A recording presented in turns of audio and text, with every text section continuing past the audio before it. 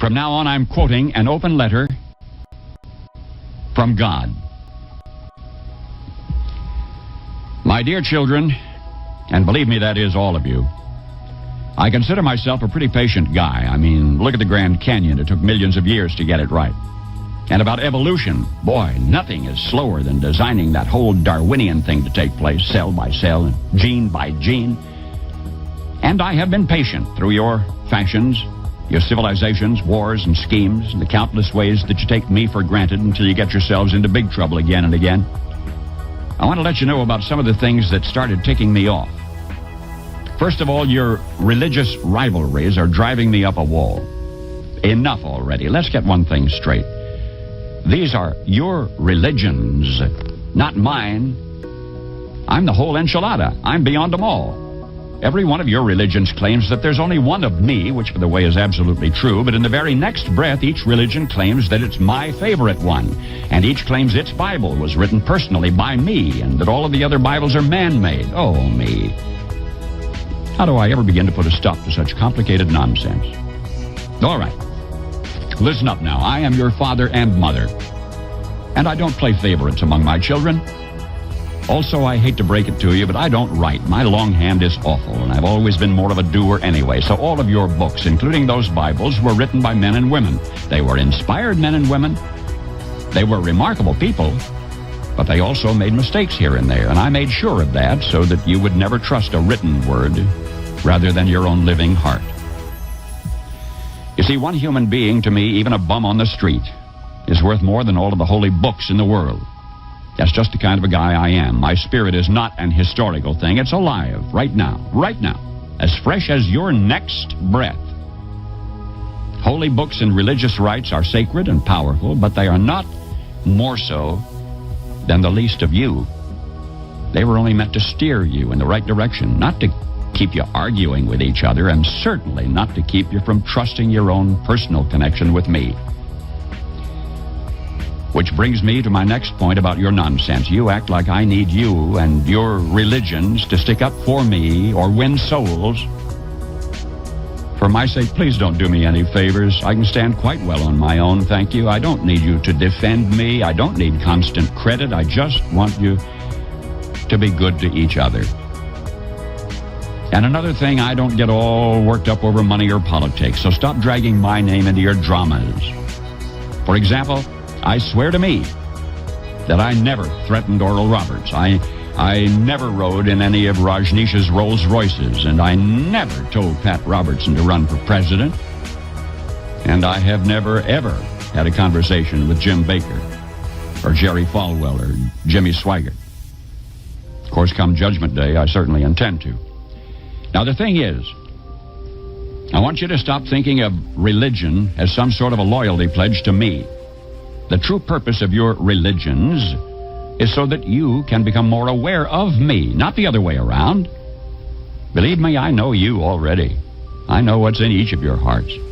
And I love you anyway, with no strings attached. So lighten up and enjoy me. That's what religion's best for. What you seem to forget is how mysterious I am. You look at the petty differences in your scriptures and you say, well, if this is the truth, then that can't be. But instead of trying to figure out my paradoxes and unfathomable nature, which, by the way, you never will, why not open your hearts to the simple common threads of every religion? You know what I'm talking about. Play nice with each other. Love and respect everyone. Be kind. Even when life is scary or confusing, take courage and be of good cheer, for I'm always with you. And learn how to be quiet so that you can hear my still small voice. I don't like to shout. Leave the world a better place by living your life with dignity and gracefulness. For you are my own child. Hold back nothing from life. For the parts of you that can die surely will, and the parts that can't won't. So don't worry. Be happy. I stole that last line from Bobby McFerrin, but who gave it to him in the first place? Simple stuff now. Why do you keep making it so complicated? It's like you're always looking for an excuse to be upset. And I am very tired of your main excuse. Do you think I care whether you call me God or Yahweh or Jehovah, Allah, Wakatonka, Brahma, Father, Mother, even the void of Nirvana. Do you think I care which of my special children you feel closest to? Jesus, Mary, Buddha, Krishna, Muhammad, or any of the others? You can call me and my special ones any name you choose, if only you will go about my business of loving one another as I love you. How can you keep neglecting something so simple? No, I am not telling you to abandon your religions. Enjoy your religions. Honor them. Learn from them. Just as you should enjoy, honor, and learn from your parents. But do you walk around telling everyone that your parents are better than theirs? Your religion, like your parents, may always have the most special place in your heart. I don't mind that at all. And I don't want you to combine all of the great traditions into one big mess. Each religion is unique for a reason. Each has a unique style so that people can find the best path for themselves. But, my special children, the ones that your religions revolve around, all live in the same place, in my heart. And they get along perfectly, I assure you. The clergy must stop creating a myth of sibling rivalry where there is none. My blessed children of earth, the world has grown too small for your pervasive religious bigotries and confusion. The whole planet is now connected by air travel, satellite dishes, telephones, fax machines, rock concerts, diseases, and mutual needs and concerns. Get with the program.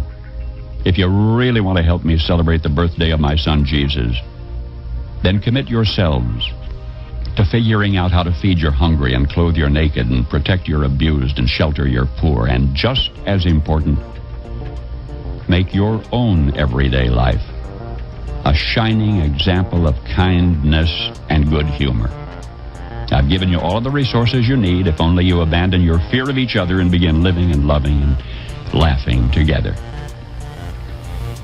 Finally, my children everywhere, remember whose birthday you honor on what you call Christmas Day, December 25, and the fearlessness with which he chose to live and die. As I love him, so do I love each of you. Now, I am not really ticked off.